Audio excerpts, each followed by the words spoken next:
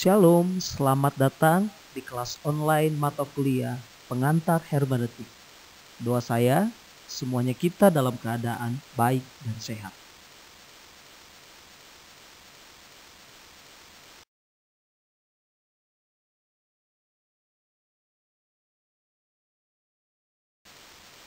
Pada video ini, kita akan membahas tentang materi yang pertama, pengertian hermeneutik.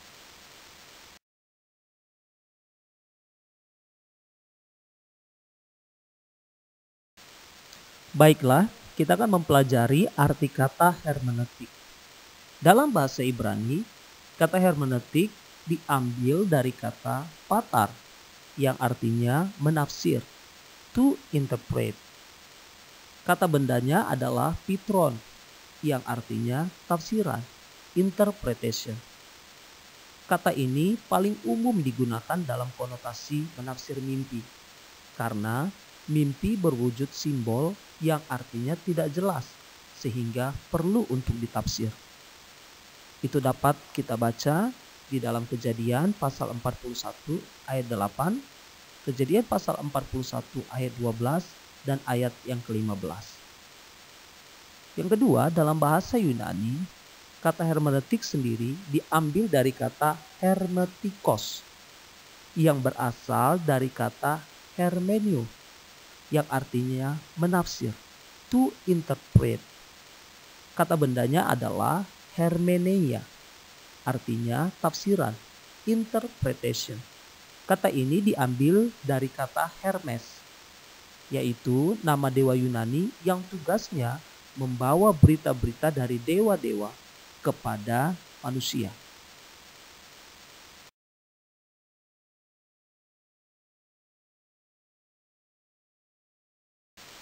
Selanjutnya, kita akan belajar mengenai definisi hermeneutik itu sendiri. Hermeneutik secara umum dapat dimengerti sebagai ilmu tentang linguistik atau peraturan-peraturan yang dipergunakan untuk mencari arti sesungguhnya atau menafsir atau menjelaskan sesuatu pengertian yang kurang jelas atau tidak jelas artinya.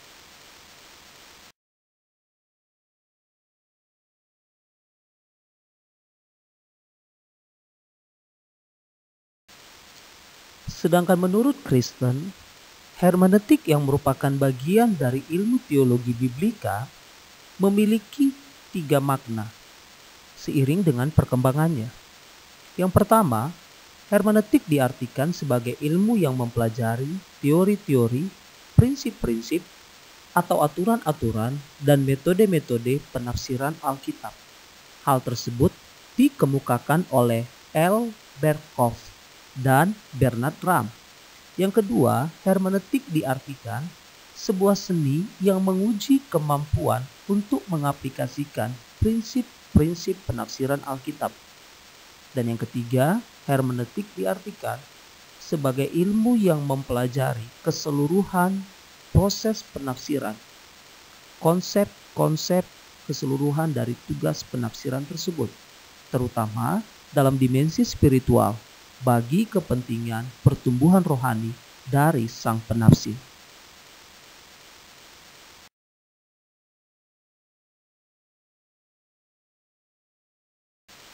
Selanjutnya, sebagai ilmu yang mempelajari prinsip-prinsip dan aturan-aturan dalam menafsir Alkitab, maka hermeneutik biasanya dibedakan menjadi 2. Yang pertama adalah hermeneutik umum, yaitu prinsip-prinsip menafsir yang digunakan secara umum untuk menafsir segala macam bentuk karya sastra umum. Dan yang kedua adalah hermeneutik khusus, yaitu prinsip-prinsip menafsir yang dikembangkan secara khusus sehubungan dengan jenis gaya sastra tertentu, misalnya puisi, perumpamaan, cerita, dan sebagainya.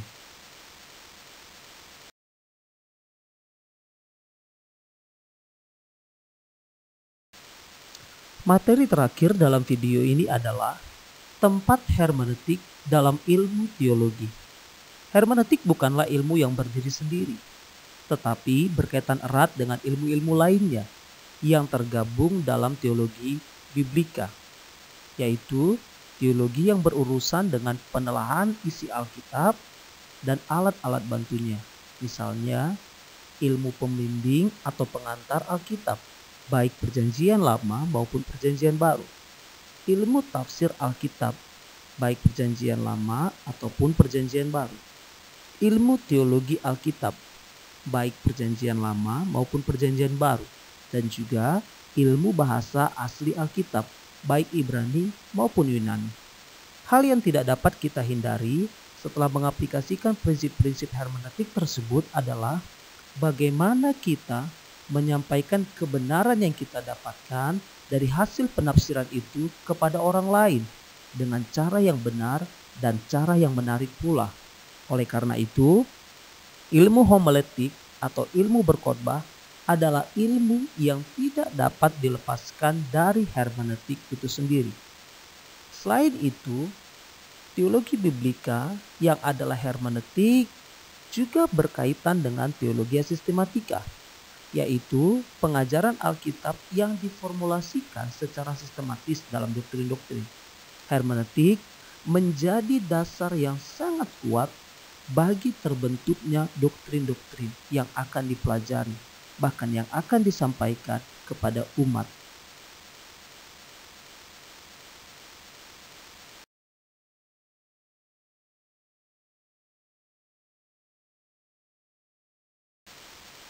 Demikian materi pada video ini.